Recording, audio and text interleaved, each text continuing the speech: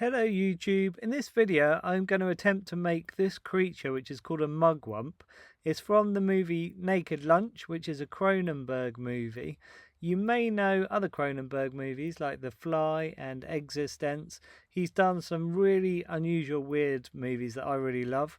Sorry that I haven't posted any other creature making videos for quite some time. That's because this one has taken me ages. Okay, you can see my starting point here is just a simple block of wood. Drilled a hole, put a piece of dowel down into the hole and glued it in place, and then on the top I've just got this bit of plastic with, it's a sort of disc shape with a nice hole in the middle, so I've been able to screw that into place. And then I've got all this wire ready to build an armature. This is just simple 2mm aluminium wire, which is really easy to bend. I use this to twist around itself to make the armature. It was really handy that the disc that I attached to the pole had a hole at the front, so I was able to twist the aluminium wire all the way through the hole and twist it to create the legs. You can see here it's basically just doubled up the wire, so one straight piece for the leg and then another piece twisted around it all the way down to the bottom, and then I just drilled a couple of holes and I was able to super glue into place the wires. With the legs, it was just working out what lengths I wanted each kind of section to be. So the feet at the bottom I wanted to be quite long, and then I've got the bend where the ankle's going to be, and then I was worked out where the lower leg had to be to the knee, and then the upper leg. The spine, you can see I've twisted quite a few more lengths of wire around to make that really quite strong and rigid. The neck carries on from that. That again is just double wire with a kind of loop at the end for the head. And then I've got the arms. With that I've done the shoulders to give me a nice kind of arched back. And then again I've just had to work out how long roughly I wanted the arms to be and the hands. I think I actually end up cutting the hands off later and making them separately. But this is a good way to start anyway. You can see very quickly you start to get the shape. Next I used aluminium foil just to get the rough shape for the body, the shoulders, the neck and the head. You can see it's literally just taking some aluminium foil and just scrunching it into place. You want to be fairly firm with this because it's got to be quite solid. You're going to be working over the top of it with Milliput. For this project I decided to use terracotta coloured Milliput. I haven't used this type before. I normally just use standard Milliput, but this is really nice to use. I think because it looks like clay, I just really like how it looks, but I end up painting it all at the end anyway, so it doesn't really particularly matter to me. It's got a very similar texture to the standard, so it's basically the same to use. If you haven't used Milliput before, it's a two-part putty. You mix the two parts together in equal amounts and it sets rock hard in about 4 hours.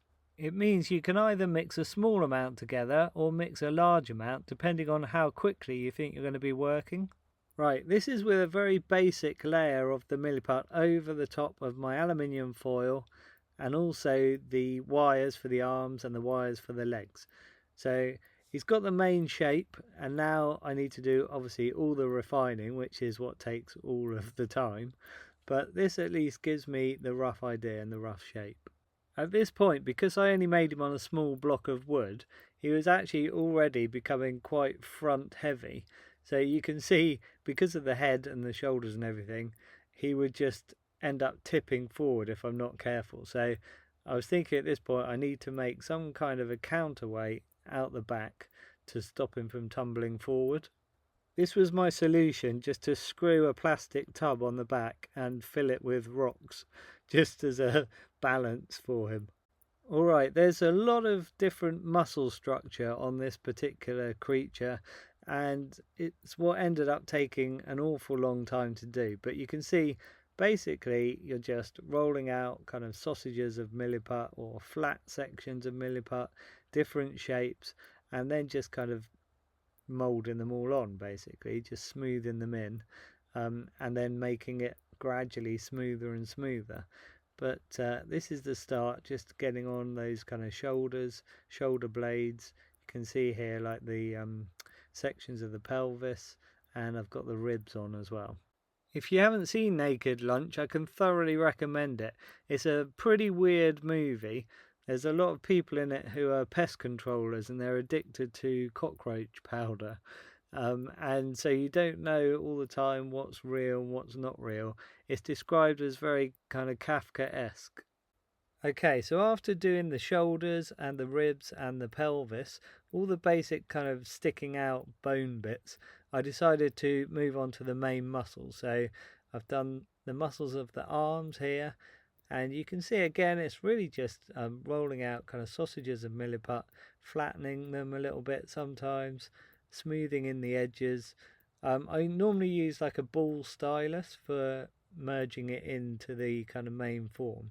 You can see here on the lower arms 2 sausages of Milliput, 1 for each side, and kind of smoothed in the middle.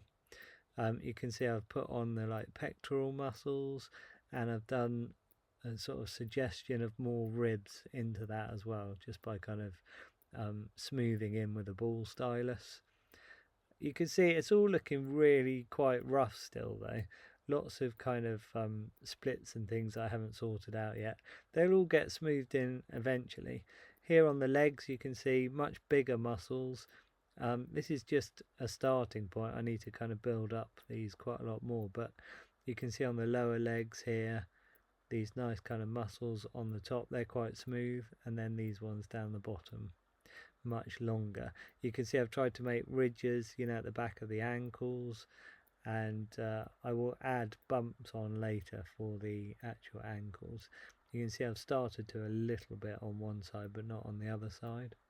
So I was quite pleased with the way that's looking, quite leg-like, but a lot more work to do.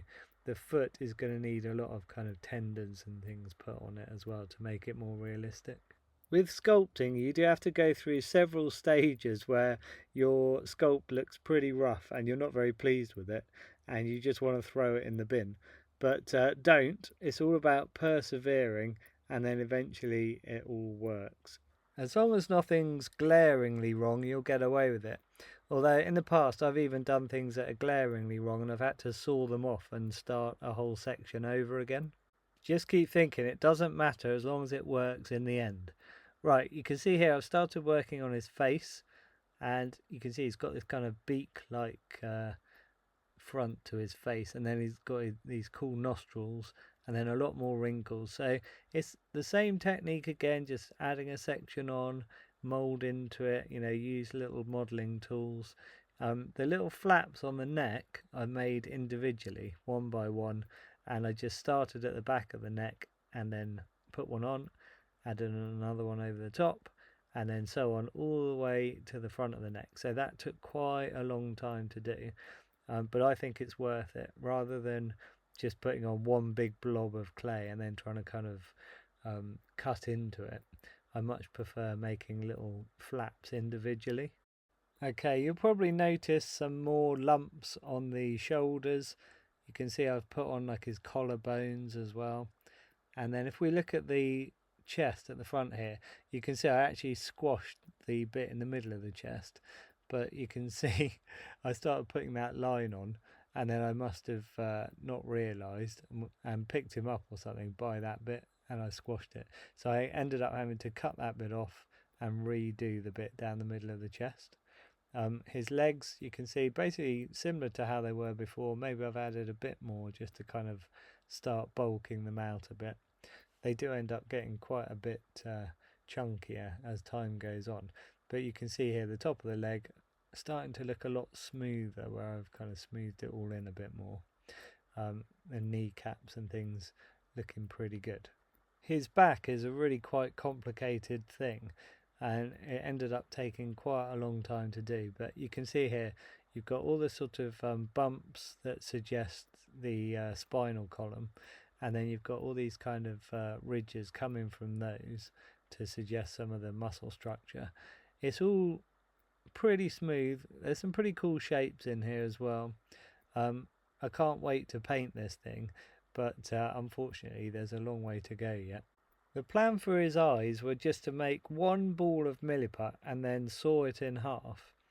The cool thing with making balls out of Milliput is you can roll it, and then as it starts to set, you can roll it again until it's really round. Okay, I had a lot of fun doing this bit. It was basically all of the facial details and the top of the head as well. So you can see here where I've taken those two halves of a ball and stuck one on each side for his eyes. I've then gone around that to make these kind of rims or eyelids around his eyes, and then I've gradually built up all the little kind of knobbly bits. It reminds me a lot of the texture of like a turkey's head, with all those kind of yeah, all the little knobbly bits. You can see the top of his head looks really nice, like a sort of a brain or something. Lots of texture in that as well, but it's a lot smoother overall. You can see the front of his face here, lots of wrinkles on that. And yeah, I'm really pleased at this point, like with how it's looking. And again, it's normally when I see bits like this, I can't wait to paint it. The top of his head, while this was all still soft milliput, I just pushed these bits of aluminium wire in and then snipped them off to a kind of suitable lengths. So that was really quite satisfying to do. And then I can just build up all those little, I guess they're almost like sort of antennae or something like that. I can build them up just with milliput over the top.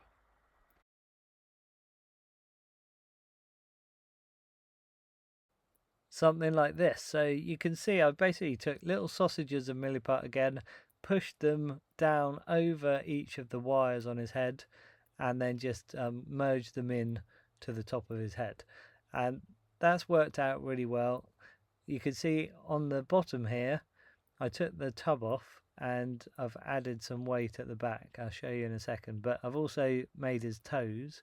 They look a bit strange at the moment because they all need to be kind of shaped in a bit more, but that's the starting point. So yeah, you can see instead of that tub with rocks in, I decided to put this kind of heavy metal weight on the back, and that's much neater, easier for me to maneuver. Okay, with the hands, what I've done is just used much finer wire, and you can see I've just been able to kind of twist it round to make the fingers, and I've tried to make two that are identical, well, opposite, you know what I mean, but basically the same. And then what I end up doing is actually snipping off the front of his arms and then drilling a little hole into each arm and then stick them into the holes. Okay, remember what I said about not being worried about breaking something if you have to? Well, you can see here, I wanted his arms in a different position. So I snapped the arms at the elbows, where they're quite a bit thinner anyway. But it's still really quite hard to break because obviously milliput is so tough. But it was worth doing that because the wire is still in the arm. It means you can bend it into whatever position you want the arm in, and then you can just fill the little crack with milliput again. So you can see what I wanted to have is one hand which is going to be holding a cigarette, just kind of limply hanging over the other hand which is going to be holding like a wine glass. Okay, next I wanted the suggestion of the bar that he sat at. You can see here I just found a bit of old pine which was quite nicely shaped, sawed that off, and then I've stuck that with some dowels. You can see I've made a little cigarette there to go in between his fingers. I'll sort the wine glass out later, but the rest was just like more refining, basically more smoothing in. The bar stool, you can see I've made a round bit for him to sit on for the top of the bar stool. And this is what I mean about the dowels. I've literally just drilled a hole in this block of wood, both sides, and then I've just added the dowels, and they go right up to the top. You can see on his feet, I've added the tendons at the front of the feet and kind of smoothed them in a bit. They'll get smoothed in even more, obviously, when I'm painting, because all the little tiny weeny cracks and things you can actually kind of fill with acrylic paint as you're painting, and that's quite a good tip actually, not to be too perfect at smoothing everything because you don't need to really, because the paint does it for you. Yeah, I was pretty pleased with that bar stool. It was kind of simple but effective. You can see I've also added wood onto the base to kind of hide that metal thing at the back. But here you can see the ankles. You can see I've made those kind of stick out a little bit more, and they're looking more realistically like ankles, with the little Achilles tendons down the back of the feet as well. It works really nicely. I was really pleased that I managed to get the lengths of dowel in the right place for the bar, because it meant that the bar is touching his elbows, but also his legs are touching it from below. So it meant that I could add some super glue where his elbows are, where his legs are, and also super glue into the places where the dowels stick to the bar as well. So it just makes it really strong overall. Yeah, you'll all have to check out my other sculpt from a Cronenberg movie, The Fly. That's obviously The Fly with Jeff Goldblum. There is an earlier movie of The Fly which I might do at some point as well. But also Existence is a great film that I really like, and I might have to make something from that at some point as well. I just have such a long list of creatures from movies that I really want to make at some point. What's really nice is that I don't have to do them in any particular order, so I can just look at my list when I've got to do my next one, find what one takes my fancy at the time, and just go for it. Hopefully you can all see that I spent a bit of time kind of smoothing it all in a bit more. So it's basically ready for the painting stage now. I'm going to be using System 3 acrylic paints to do all of the painting on this. It's just such a good quality paint. So for stage 1, this is just a base coat. I decided to paint it this nice dark grey colour. This represents all the kind of deepest areas. Everything else will be dry brushed over the top of this to bring out all of the high points and all of the light colours. This was literally just black and white mixed together. It is worth mentioning that I water it down a reasonable amount as well, because you want it to get into all of those deepest places. If you don't water it down, if it's so thick that it's straight from the tub, then sometimes it can be too thick and it doesn't go down into those areas easily. Okay, for this next colour, I've made a sort of a greyish turquoise colour. So I basically took some of my grey colour that I had already, mixed a bit of white in it to make it a bit lighter, and then added a bit of blue and a bit of green. And you can see that I've just used this to kind of brush over all the surfaces. So if you haven't done dry brushing before, you basically get some paint on your brush and then you drag it all over a bit of kitchen paper until there's basically none left on your brush, hardly any, and then you just use that to dust over all the high surfaces. You can see what that does is it leaves all of the darker little gaps and things like that, all of the deepest places with the original grey colour. I really like it when you first do some dry brushing, because you can afford to go over like really big areas. You can cover most of your model because you're more thinking about the dark spaces that you want to leave. The light spaces can cover quite a lot of it, because then you're going to go with more dry brushing later, where you just add less and less each time. Yeah, if you think about it, as your colours get lighter and lighter, you want to be adding less and less, so that you're just getting smaller and smaller high points of light to kind of each muscle or each kind of bump on the face or anything like that. So I was quite pleased with how he was looking at this point, but obviously I'm trying to match the image that I showed you, which was a screenshot from the movie that I showed you at the start of this video. And so I'm just going to be adding lots and lots of colours until I get it to match that as best I can. When I mix my acrylic paints, I quite often just mix them in ceramic bowls, because it means that I can put a plate over the top of them and it keeps them wet. So here you can see my original dark grey colour, and this is the turquoise colour that I did for my first layer of dry brushing. Okay, all the different woods that I used to make the bar surface and the block at the bottom, they were all different coloured woods, so I decided to paint them all a darker brown colour to tie them all in together. You can see I've also added another layer of dry brushing to the actual creature. But yeah, this is all the dark brown, and you can see it ties it all together nicely, and I just think it works so much better. Because he's really quite a shiny creature, I'm going to actually spray lacquer the whole lot at the end.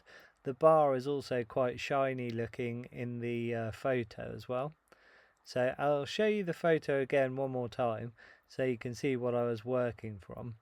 And then I'll show you my kind of finished product and you can see what you think. See if I managed to match it well or not. Okay, this is my finished mugwump. And I hope my camera is showing the colours up well enough. I'm not sure it actually is. In real life it looks a little yellower, and all the pink and stuff around his eye shows up more. You can see I was really pleased with the little cigarette. It's the little touches that quite often make a big difference to this sort of thing. People notice them more often than you think. Okay, with the glass there, I just made that out of a load of Lego. And that seems to have worked quite well. In the photo he had like an orange thing in his glass, so I've done the same thing, tried to put a little orange thing in there as well. Yeah, you can see on the sort of things on top of his head I've added some pink bits, pink as well in around the eyes and around the nose. Yeah, it's not particularly easy to see on the video, but it does show up better in real life. The eyes, I painted them black and then green as well. There's like a sort of dark green in there. You can see all of the wood shows up quite nicely now. It's all been lacquered as well. I don't know if you noticed, like he's a lot shinier and all of the wood is shiny as well. The little bar stool I painted green to match the one that's in the photo. And yeah, overall I'm really chuffed with him. It's really nice to have a mugwump finally in my collection. He's been on my to-do list for quite some time. If you're new to this channel, then have a look at some of the other videos that I've made in the past from other movies. Lots of creatures and things. Basically the weirder the better. I like all kinds of stuff from like Star Wars to gremlins and critters and graboids from Tremors, all that kind of thing. Basically anything unusual. Massive list as well of things to make in the future, so I will be doing a lot more. So basically hit subscribe if you want to see anything else that I post up in the future. I'd like to thank Milliput for sponsoring this channel. If you haven't tried Milliput, go out and get yourself a couple of packs and give it a go. Even, you know, just the standard Milliput is the stuff that I like to use the most, I think, just because it's a light colour. You can really see all the details that you're sculpting into it, and it's just so strong. You don't have to cook it in the oven, it just sets at room temperature. So yeah, thanks to Milliput. Thanks for watching, it's truly appreciated, and I'll catch you in the next video.